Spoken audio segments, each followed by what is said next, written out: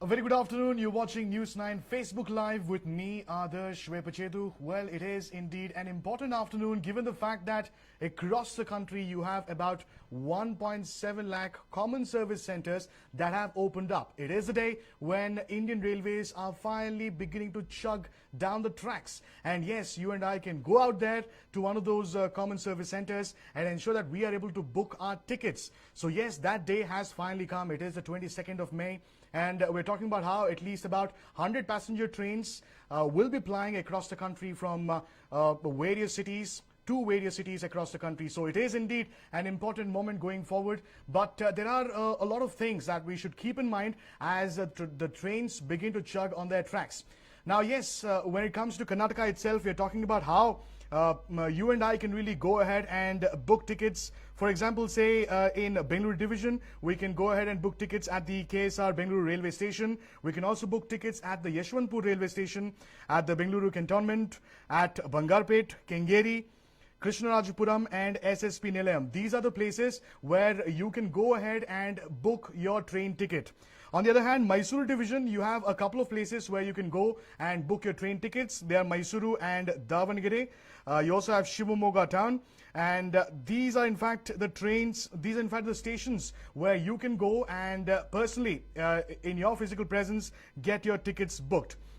In fact, Karnataka happens to be the first state from where you had a train chug off. And we're talking about how just this morning at about 8 a.m. you had the first train that chugged out of the KSR Bengaluru railway station, and this was bound towards Belagavi. It departed the KSR Bengaluru railway station at about 8 a.m. in the morning. Now this train included 338 passengers, including 274 from Bengaluru, who had booked on the first service. So as you can clearly make out, there's very few people that are being accommodated in each of these trains. So that itself indicates as to at least 2 points at this point in time as to how one, there might not be too many people booking tickets, and number two, as to how only a limited number of people are being allowed into each of these trains. In fact, the second train left for Mysuru from KSR Bengaluru railway station at about 9:20 a.m. and this train, believe it or not, only had 38 passengers. We're talking about a situation where you have so little passengers in each of these trains, but yes, the number of tickets and the speed at which these tickets have been booked is quite in a sense strange, so to speak, because in a matter of hours you had lakhs of tickets that have been booked across the country. Now, of course, there are a few important points that you must know in case if you are boarding these trains. Obviously, when it comes to Karnataka at this point in time, you only have two trains that are plying. One is from Bengaluru to Belagavi and the other being Bengaluru to Mysuru. But yes, if you've managed to book one of those tickets and if you are having to travel to one of these places, then you must ensure that you have a face mask. That's a prerequisite to, in a sense, enter the station and enter the train as well.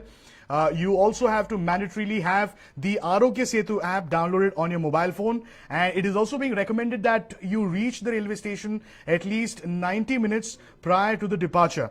And again, if you want to board the train, then you need to ensure that you're coronavirus symptom free, in the sense that any symptom that pertains to coronavirus, you do not have them. Only if that is the case will you be allowed to board one of these trains.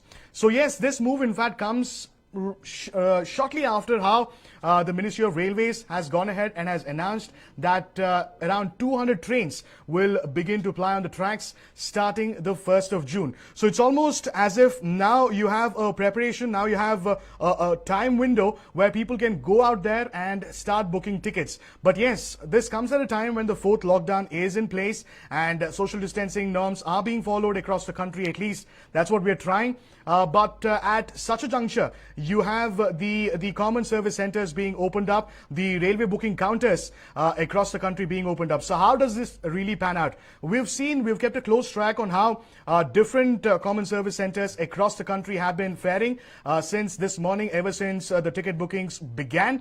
We were seeing as to how people were standing in long queues. Obviously, given the fact that you have to maintain social distancing, the queues become really long. And another reason why the queues were long was because you have the train services resuming after a very long time, and you also have the fact that you can go out there and book ticket physically, personally, for the first time after a very long time. So you have a situation where a lot of people are getting to the railway stations and they're all maintaining social distancing. At least that's what the officials on ground are trying. So that in a sense has resulted in long queues. But of course, you have the usual procedure of going ahead, filling your form, submitting your form, and then you get your tickets booked. So these 200 odd trains that will begin to chug starting the first of the next month, you will have a situation where even Durontos will start plying, Shatabdis will start plying, Rajdhanis will also be there. So you have a few special trains as well, and all of these trains are both air conditioned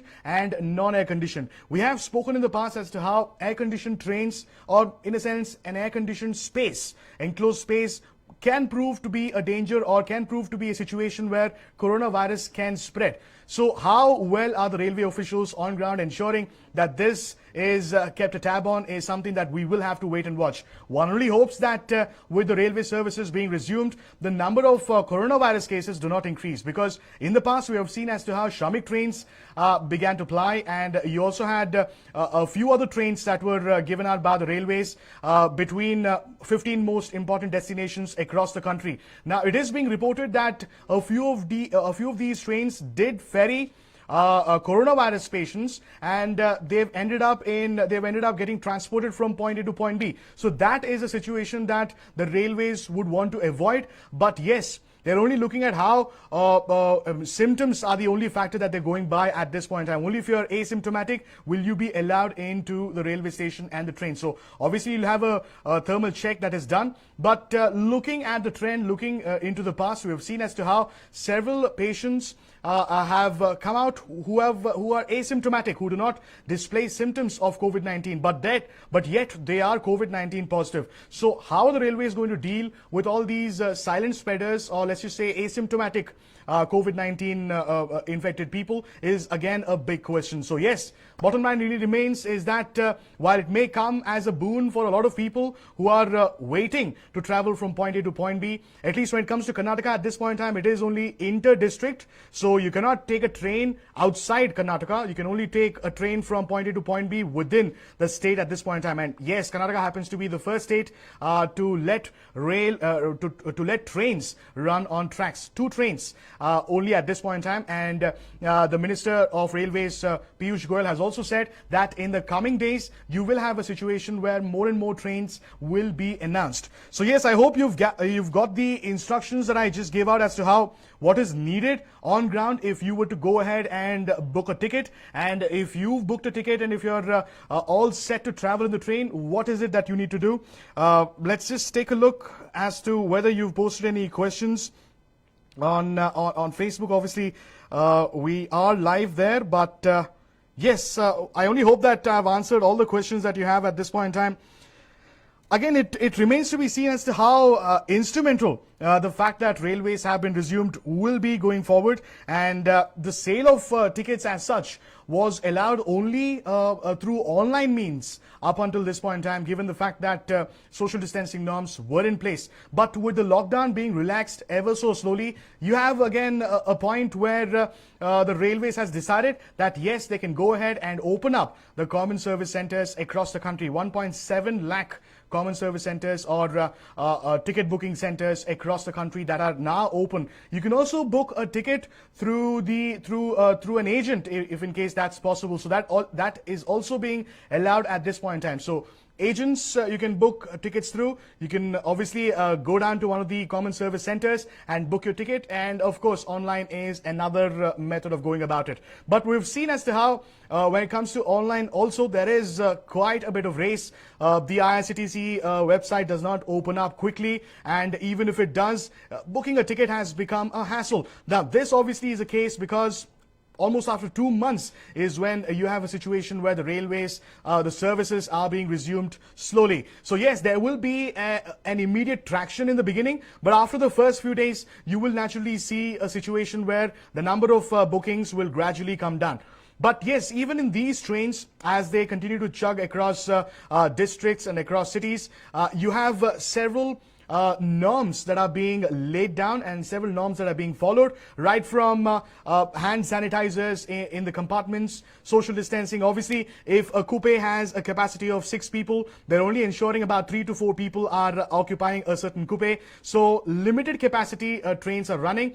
And as to how one of these trains that we just saw that was plying from Bengaluru to Mysuru only had about 38 people. So that in itself gives you an indication as to where the priorities lie and the pattern of booking of the residents or citizens of the country. So yes, bottom line again remains as to how railways, the resumption of the services is indeed a boon, but we must ensure that it does not become a bane going forward. So a lot to do is in our hands, in the sense as to how responsible we are when we go out there to book a ticket or when we go out there to travel, board a train. So it is in a sense left to us. The railways will do their bit, the government will also do their bit, but yes, a lot has to happen from our end.